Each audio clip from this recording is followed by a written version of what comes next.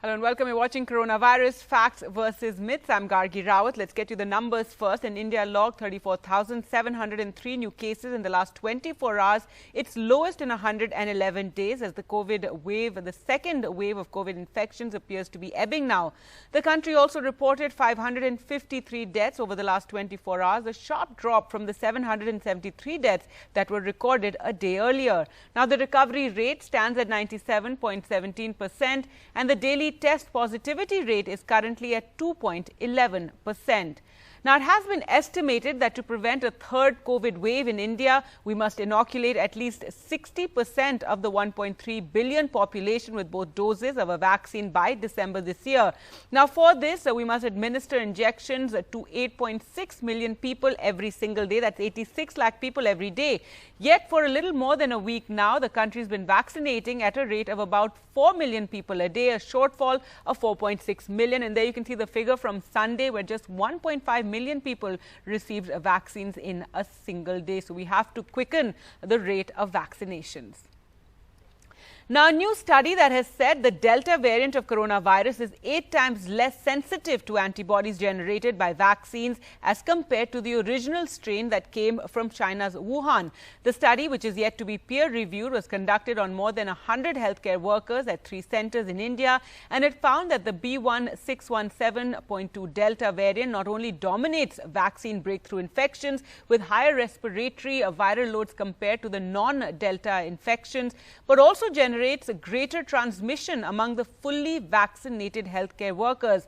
Now, Sir Gangaram Hospital in Delhi was one of the hospitals that was part of this study, and we're joined by Dr. Chand Vatal, Chairman, Institute of Clinical Microbiology and Immunology of the Sir Gangaram Hospital. Thank you so much for joining us, Doctor. So first, explain to us what this means in terms of vaccine efficacy. So are we saying that the vaccines we currently have are less effective against the Delta variant?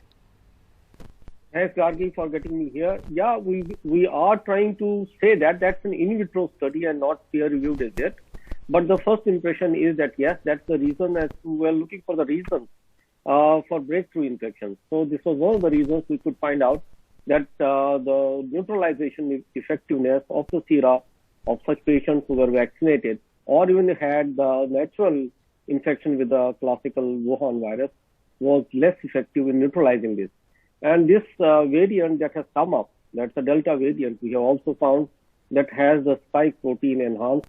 It has actually cleaved it into 2 as portions so that in ACE receptors, it can have a much stronger attachment. So that's the reason why in the this virus and this variant has been resulting in very quick pulmonary diseases in even younger hosts. So that's one of the outfalls of this variant. So it does affect the lungs more than the previous variant or the previous infection that came from Wuhan. So the Delta variant in this study, it's found that it does affect the lungs more? That's right. That's right. And you spoke about, antibodies from previous infections. So those of us like me, for example, who was infected last year and had COVID, the antibodies I have, you're saying, are not as effective against the new variant. That's very right. That's very right. And but we have a positive note on vaccination still. So if you may try and ask that as to what is then the vaccine doing. The vaccine is doing a wonderful job. And this does not mean that you have not to vaccinate. That's the only way for us to, as a savior, for the time being, because we have found that even in breakthrough infections of the healthcare workers, the disease that it causes very, very mild, and most of them were fit and fine in a week's time, and hardly anyone reached an ICU or did get a moderate infection, and mortality was almost 0. And unfortunate people who even died had the comorbid conditions along with at that time and were already on either steroids because of one reason or another. So that was an added risk factor for them. For a hale and hearty, having vaccinated, got a breakthrough, but it was only a mild disease. That's how it was. All right, so that's very positive. And considering the healthcare workers who must have been a part of this entire study were people who were exposed to very high levels of infection even after they were vaccinated. That's right. That's very right. Because hospitalization was minimum, hardly any. Right. So, doctor, there's also been talk of whether we'll need a booster dose in another year or so, those who have received both doses of vaccine. So, what does this study mean for that? Does this mean that perhaps in some time there will be also, if we have new variants coming in, that we will require another round of the vaccines? You see, Gargi, what I want to tell you is that this virus is going to stay with us. It's not going to go anywhere. The way we have had influenza virus, and every year we take a dose of vaccine the moment it changes and the new influenza vaccine comes. So similarly, this vaccine is going to be as a differential diagnosis with medicals for a very long time, and maybe for many years to come, because this is coming back to us in various forms. And boosters will be required over a period of time, but probably this is too short a time for us to decide for boosters when we are struggling for even the first dose, right? Of course, and even the second dose. In fact, that brings me to the question about, what this means about our vaccination drive. While at the start of June, we went into it in a big way and had record numbers being vaccinated. But now, again, the vaccine numbers have come down a lot, and we should be vaccinating over, 86 lakh people a day. But the numbers are, the average in a week is just around 40 lakh. And this is if we're to cover 60% of the population by December end. Absolutely right. We need to pick up this, and there should be actually many more leaders should come back, and champions should come forward, so that there is no vaccine hesitancy. There is no reason for vaccine hesitancy. And recently, the ICMR also is revisited and allowed the pregnant females also to come into the ambit of vaccination. That's a very good move, and these are the kind of areas we need to address, and probably maybe the children or people below the age of 18 that we should be considering now. And as more and more evidence arises that these vaccines are safe for our children, they should be actually on the map for vaccination right away. Right, doctor. And the other point is, you're saying that the Delta variant shows 8-fold reduced sensitivity to the vaccine elicited antibodies. And if we allow this disease, if we allow the infection, to circulate in the population more, which it will if we're not vaccinating fast enough. So what you're saying is we'll also see more mutations that would, evade vaccines even more so? That's very true. You see, what happens is you give chance to this virus to infect. So it gets more and more stronger. We usually call it in our terms as passaging of virus. It goes and multiplies, and the moment it multiplies, it gives it an opportunity to mutate. If you do not give it an opportunity to multiply, it will not get the footing to mutate.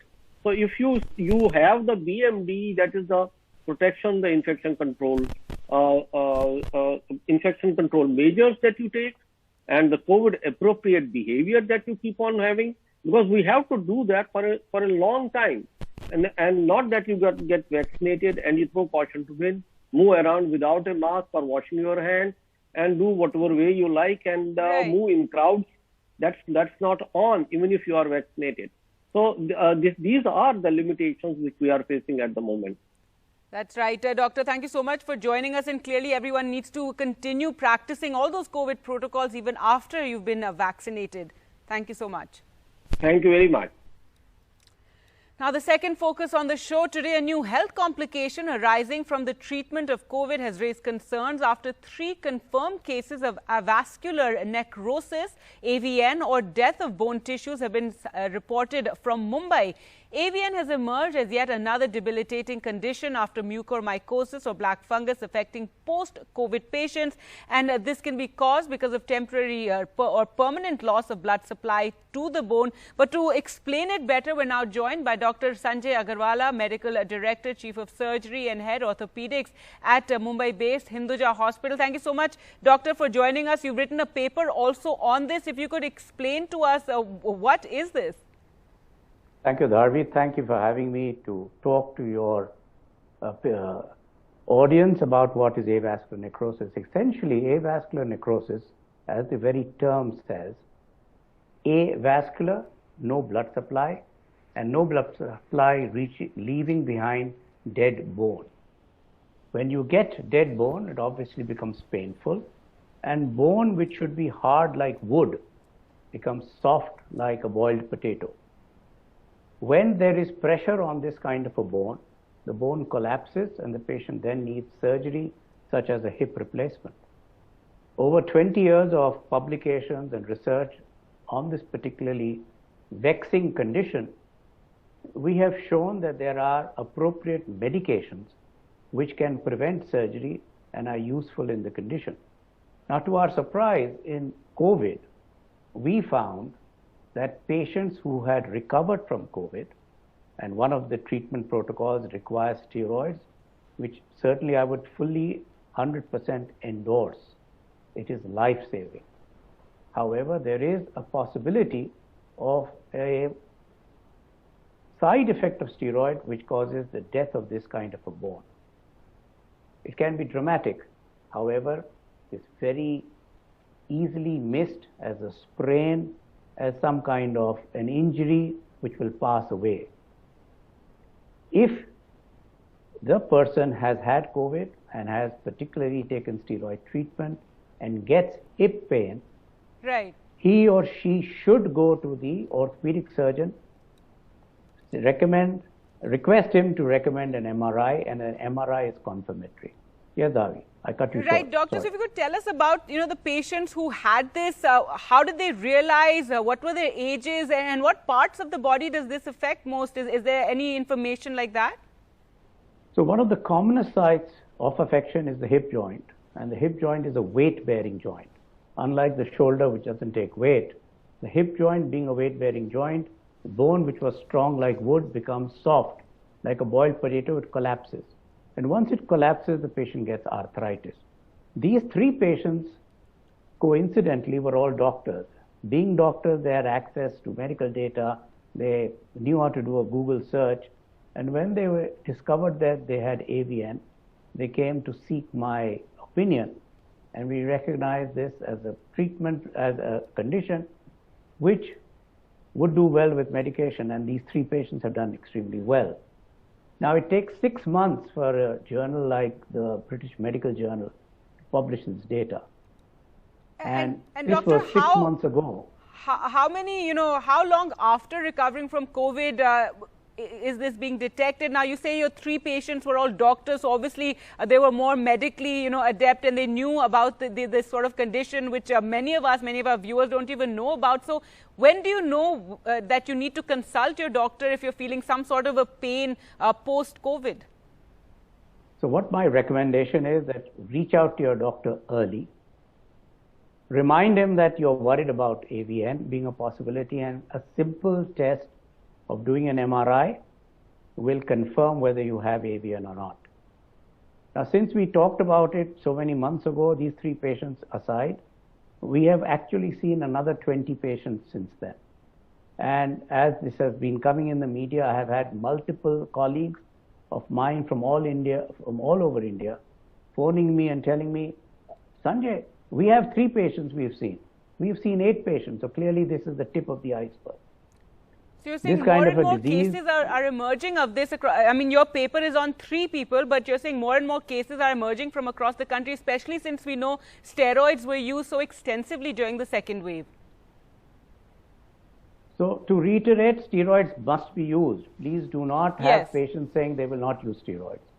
But if you have had, as a part of long COVID, as part of your recovery, if you are suffering from pain of the hip, get an MRI done.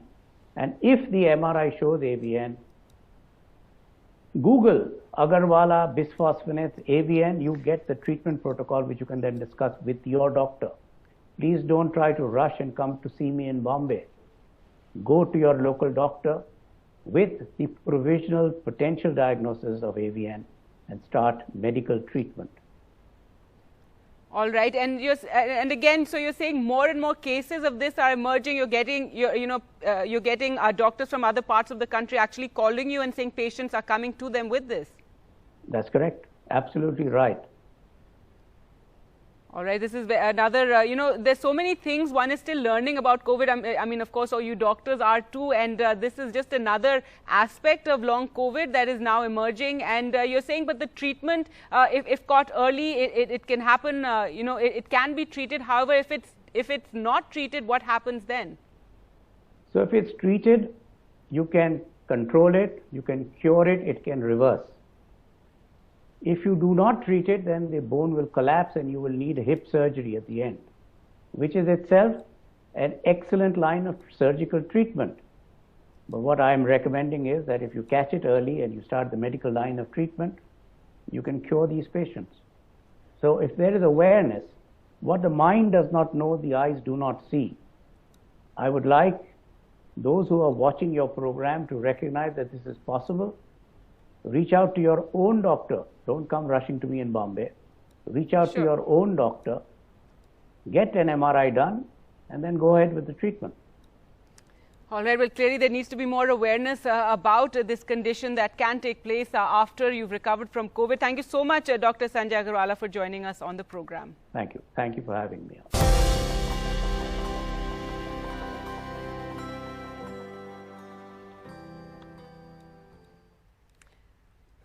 Now for our campaign, Vaccinate India, in partnership with Google, where we talk about questions that all of you frequently ask about vaccines and coronavirus, questions that you Google. And joining us to answer those questions for you, we have Dr. M. Vali, Senior Physician, Sir Gangaram Hospital, and former physician to the President of India. Thank you so much, Dr. Vali, for joining us on the program. Now, one of the questions people still Google quite often is about COVID symptoms. They want to know what kind of symptoms indicate that you may have the COVID infection. Yes, they should be fully aware by now about the changing behavior of the virus and changing symptoms. One of them, you have just now shown a full program on that. That's the bone pains. This new variant, which we call as Delta virus and Delta plus, they have some newer addition of symptoms like gastrointestinal symptoms, loose motions, diarrhea, associated cytomegalovirus, which is recently been added at our hospital. There's a research carried on, and that leads to unexplained diarrhea, abdominal pain, nausea, vomiting, headaches associated with cough, and also something like happening to the fingers, like we talked about the COVID toe, reddening of the toe, COVID eye, we talked about, and now we are having thrombophlebitic manifestations in the vessels of the limbs, and that adds to newer symptoms, and now bone pains, as you just did a program. And also, one more symptom has been described very recently and can be read on Google today as acalculous cholecystitis, that is gallbladder disease without a stone. So these all combined, there can be some epistaxis, there can be vision disturbances, taste disturbances, we know already, and these are the smell disturbances sometimes. These are the added symptoms in the COVID dictionary of the symptoms. Right, doctor, it's fascinating because last year the symptoms were, the 5, 6 that we knew about, but now in this particular wave, and because of this, probably because of the variant, that we have these new symptoms that are emerging, and do we even know yet whether the Delta strain causes more severe infection? Because that's also something that is being talked about, how people, in fact, the infection advanced a lot more quickly than previously, that it took fewer days for one to require oxygen. Exactly. Delta and Delta plus are the mutants which have become more powerful, more adhesive to the ACE receptors, and therefore more lethal. As you rightly said just now, it is more lethal to the lungs because there are concentrations of ACE receptors. Apart from that, it has given rise to heart symptoms, brain symptoms like fogging of the brain, and also strokes, minor strokes, and cardiac attacks, even cardiac attack like findings in the blood, ECG, and myocarditis. These are the added symptoms of COVID Delta plus. And as I described some symptoms in the previous answer, they are add-ons, and this is why this has been considered as more lethal, more virulent, and more damaging to the systems, and that's why we have to care for it. very stringently and not show our behavior as we are showing in the Manali and places like Shimla and all what we have seen today, the visuals of those places. Right. No, absolutely. Another question that people look up is self-care during COVID. Well, self-care is a very important aspect of the COVID. As soon as you suspect yourself suffering from COVID, inform those people whom you have come in contact with recently and also isolate yourself. Consult your doctor immediately. Describe in detail what symptoms you are having. If you are having uncontrolled fever, take the medication with the doctor's advice. Usually it is normal fever medication.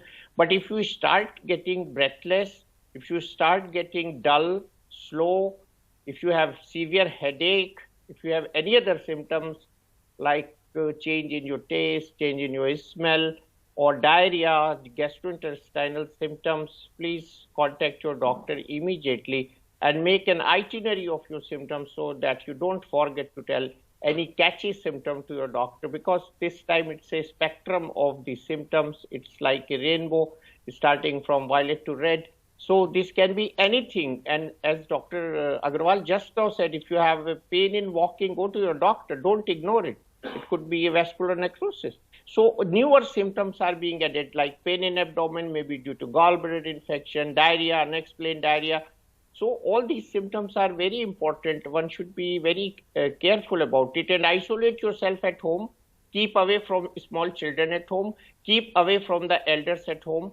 And drink plenty of water and take nutritious vitamins and remain in contact with your doctor. So he would decide when your saturation is coming down to call you to the hospital for admission. Right, absolutely. Very important to keep consulting your doctor constantly and not consult other family members. Thank you so much, Dr. Wali, for joining us. Welcome.